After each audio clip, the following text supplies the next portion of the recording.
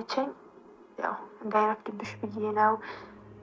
ያንቺ ካለኝ ማክብሮት ነው የኔ ውድ፣ ስለምወድሽም ነው። የምሬ ነው እወድሻለሁ። አንቺ ያው የልጆቹ እናትሽ ምንም ነገር እንዲነካሽ አልፈልግም፣ ሴትም ከመሆን አንፃር ማለት ነው። ሴት ደግሞ ከኋላ መጥታ ያለፋት ከናፍዩ ሙጨዮን ዳኢመሲ ሀጉድፈቱ ኦዱ ከሰኒትን ወደስን አስፈች ደምተኒ እንዴ አንን የሮ ተኮ ዱጋ ነገመችስቴ ሱማያን ጀቹራ ሀል ጅሬኛ እሲ ሄዱተ ከነ ገመችስቴ ዶ ሻመራ ተካታካቲ የሆነ ቃተ ፍንጭለ ካስቴ ዱጋ ዱበቹዳፍ ዳኢመ ለመቀበቴ ከስተን ቀባረርሲስቴ ዳኢመሲ ጉዲፈቻ akkasittiin immoo achi teessee deebii deebisa because mana keessa teessee haala jechuun haalli jireenya mana keessa yeroo jirtutti jeeqamuu dandeessi, wantoota baay'eedhaan isa yaadattee waa baay'ee bo'uu dandeessi kaameraa jarbaatti jechuudha dugda duubatti. Garuu immoo gaafa iddoo kaara kaameraatti dhuftu zanaa jettee teessee raawwattee nagaan isiniif haa ta'u akkam jirtanii fayyaa qabdanii kabajamtoota hordoftoota koo annagaan qaba jalata rabbi. Har'a mana hin jiru, mana namaatiin hin jira akka carraa ta'ee jechuudha.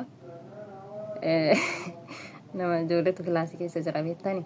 Garuu immoo wanta Sumayyaa viidiyoo eegalakkistee turte osoo hin dubbatin biraan darbu jedheetani jechuudha. Viidiyoo sana bira akkasuma immoo namoonni baay'een ayyuun guyyaa kaleessaa liivii turte. Liivii guyyaa meeqa ture, liivii ji'a meeqa ture fidanii raawwatanii ayyuun liivii turteedha kan isaan jedhani. So baay'ee takka sheemidha jechuudha wanti kuni lubbuu namaatitti qalladina, lubbuu namaatitti hin qalladinaadha jechuudha.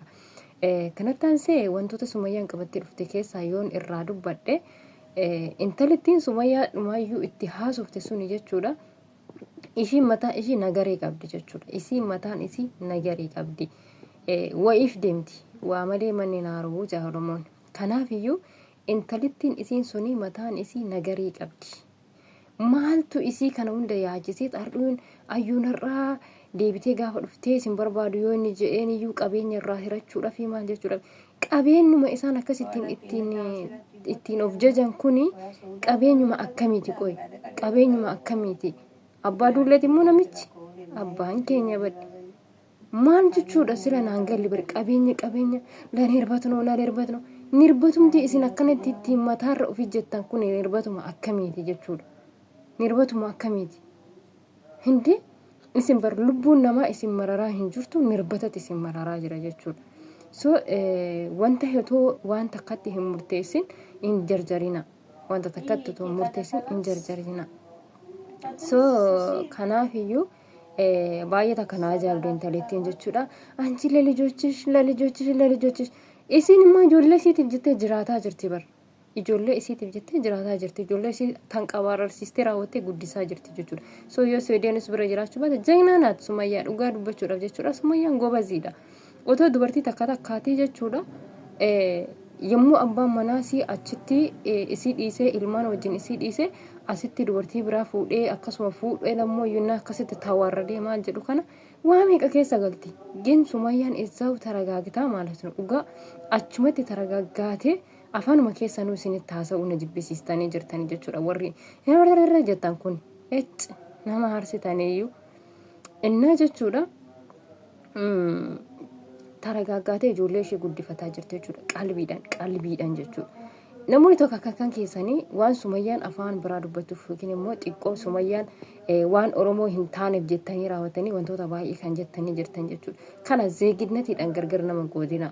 Zeegadhaan gargar wal qooduu miti. Gin mucaan kun jaallatee raawwateeti kan inni fuudhee ijoollee intala kanaan immoo walitti dabalamnee jirra jechuudha. Amma nuti dhiigni keenya takka. Ilmaan isaan irraa horannee jirra waan ta'eef seedoon amma ilmaan isii irraa horatee jira. Ilmaan isii suni kan kennadha walitti dabalamnee jira takka taanee jirra jechuudha. So bakka kanatti gargar isaan baasuudhaaf deemuu hin qabnu nuti.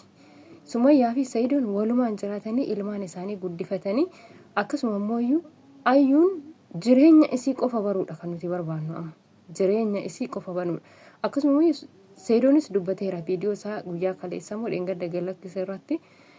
Ani ayyuun jiraachuu ishii qofa osoo na beeksiste wantoonni hundinuu yoo dhawame ana omaanatti hin fakkaatu jedhe.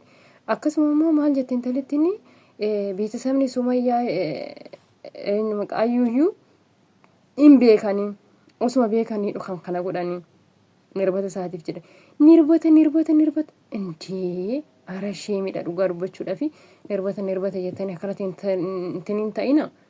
Nirbataaf wanta akkanatti accanannaqeef maal akka ta'e naaf hin galle. Nirbatumti inni qabu kun nirbatuma akkamiitu akka ta'e otoo barre kan isin akkasitti nirbata jettanii raawwattanii intini taatan kun hindee kana hunda akkas otoo ta'uu baattanii gaariidha. Micayyoo asifachi waa meeqa itti odeessitanii ilmaan isii akkan guddifannee hin godhinaa jechuudha. Warri asii silkiitti dawwaltanii waa meeqa itti odeessaa jirtan kun tokko eenyu gurbaa isa sanadha kan oduu gadi dhaabbanni sana amma immoo isheen takka kun dhufteefii jirti jechuudha. Micayyoo odoo dhiistanii wayya. Micayyoon ilmoo isii haa guddifattu micayyoo irraa dhiisaa jechuudha. Maaliifii waan hundumaayyuu argaa jirti ishiin kun miidiyaa irratti dhaggeeffataa jirti argaa jirti. Abbaan manaasis viidiyoo gallakkisaa jira. Hiriyyoon abbaa manaasis viidiyoo gallakkisaa jiru. Viidiyoo isaanii ilaalaa jirti jechuudha. Hanga argitetti immoo waan argite tokkorraa viidiyoo hojjetaa jirti isiinis. Immoo jala deebitanii wantoota hin taane wantoota jedhamuu hin qabne wantoota ta'uu hin qabne kan odeessitan kana odoo dhaabdanii isinii wayya.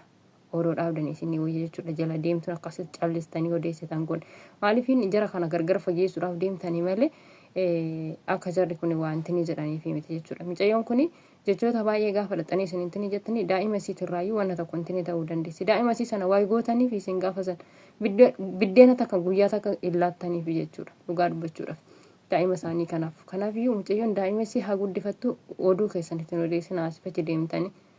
Indi annin yeroo tokko dhugaan na gammachiiste Sumayyaan jechuudha. Haalli jireenya isii hedduuta kana gammachiiste. Too shaamara takkaati yoona qaata fincila kaaste dhugaa dubbachuudhaaf. Daa'ima lama qabattee akkasitti qabaa barsiiste daa'ima isii guddifachaa akkasittiin immoo achi teessee deebisa. Because mana keessa teessee haala jechuun haalli jireenya mana keessa yeroo jirtutti jeeqamuu dandeessi. Wantoota baay'eedhaan isa yaadattee waa baay'ee boo'uu dandeessi. Kaameraa jarbaatti jechuudha dugda duubatti. Garuu gaafa iddoo karaa kaameraatti dhuftu zanaa jettee teessee raawwattee jabaattee akka dhiiratti yommuu teessee akkasittiin dubbattu jignaanaat geetan goobazii akkamiiti jechuudha. Dubartii kamtu akkasitti meemma dhugumaan taa'ee abbaan manaas akkanatti intini jedhee raawwatee akkasitti isin faana haasa'a dhugaa dubbachuudhaaf hin jirtu jechuudha. Dubartiin kamiyyuu hin jirtu. Inna Sumayyaan iddoo kanatti hedduuta kan isii dinqisiifadha jechuudha dhugaa dubbachuudhaaf. Maaliifiin intini namaas gadi cabsuun sirrii miti. Haamilee namaas jechuudha. Inna ani bakka kanatti wantin ani dubbadhu tokko yookiin immoo wantin ani intini jedhu tokko yoo jiraate ayyuun jireenya isii ayyuu qofa baruudha kan inni barbaadu jechuudha. Jireenya ayyuu baruudha. Mudannoo ishii mudate baruudha jechuudha. Kana ana oligeen na fiisisee wantoota baay'ee na dubbachiisee wantoota baay'eedhaaf asiifachi na hari'u maalinni mudannoo isii mudate maal akka taate maaliif akka jalaa baatee badde jalqabarra hoo maaliif akka jaallattee bahaararraan illee lafa inni deemaa jettee waa meeqa of gochaa kan turte. Okay sana hunduma keessattuyyuu yeroo sana maaliif akkas taate gaafa mocinni godhamu maaliif gattee badde. Kana qofa ayyuurraa dhaga'uudhaaf nan barbaada jechuudha. Bakka isiin jirtutti isii deemeellee jechuudha dhugaa dubbachuudhaaf bakka isiin jirtu deemeellee waan kana isiirraa dhaga'u bakka hawwii kooti jechuudha. Isii arge. Innaa tokkoffaa waannan tokko isii fayyaa ta'uudha. Fayyaa ta'uu isiirraan immoo rakkina isii mudate dhaga'uudha jechuudha. Kanaan ni barbaadu. Innaa kanaafiyyuu durbummaadhaaf jenneetii baddee nutti fakkaatee isiin birriidhaaf jetteeti maal bakka waan argitan asiifachi borcitanii jirtu bar dhugaa bakka shiroodhuma harka jette gootanii jirtanii dhugaa waaqa basma nama dabbara dhugaa akkanatti takkatuu durbummaa takkatuu birrii takkatuu maaloo ara dabbiraan indazii indee olii gennuun borcinaa ka. Innaa kanattaan seemmoo warreen ayyuu liibirra jirti liibii turtee jettanii raawwattanii haasoftanii sinillee dhugaadhuma osoo dubbattanii si wayya jechuudha. Maaliifiin namni takka waan hin argin takka arge waan hin ta'in takka ta'e yoo jettanii minim xiqimii isiniif hin qabu jechuudha. Maaliifiin amma kun waan dawwalee ijoollee gaafadheetiin hin ture uumaa waan argin hin qabnudhaan. Liif irratti iddoo kamitti kan isin argitan isaa warri biyya keessatti iyyuu kun asiifachi deemanii kan barbaadaa jiran maatii bira deemanii eessa deemanii hatta maatii isaaniitti diresii dawwalee dubbisee ture jechuudha. Sagalee isaanii isinitti dhageessisuu danda'a yoo barbaadan. Dhugaa dubbachuudhaaf sagalee isaanii fiidiyoo naan jettanii isaan eeyyamsiisee naaf fide jechuudha. obboleessa isheettis dubbadheetiin jira, obboleettii isiillee dubbisee jira, haadha isiillee dubbisnee jira, riyyaatii takka wajjiniin sagalee isaanii fidee hojjetan isinii fiduu dandeenya jechuudha. Dhugaa dubbachuudhaaf maaliif nama nuti sagalee isaanii baasuu hin barbaanne malee immoo isin dirqama sagalee isaanii fidaadhaa yoo nuun jettanii eeyyamsisnee dhaqiree isaanii xiqqoollee taatu isinitti dhageessisna finnee jechuudha. Haati ayyuu bo'aa jirani, obboleewwan isii akka wayii bo'aa jiru jechuudha. Inni amma maatiin kunis piraankii nu gochaa jiru ka. Maatiin kunis piraankii nu gochaa jiru, ayyuunis piraankii nu gochaa jirti. Maal jechuudha? Hindi nama guddaanis hin kabajamu ka. Akkamitti piraankii nama godhani ka? Maatiin isiituu hin beeku.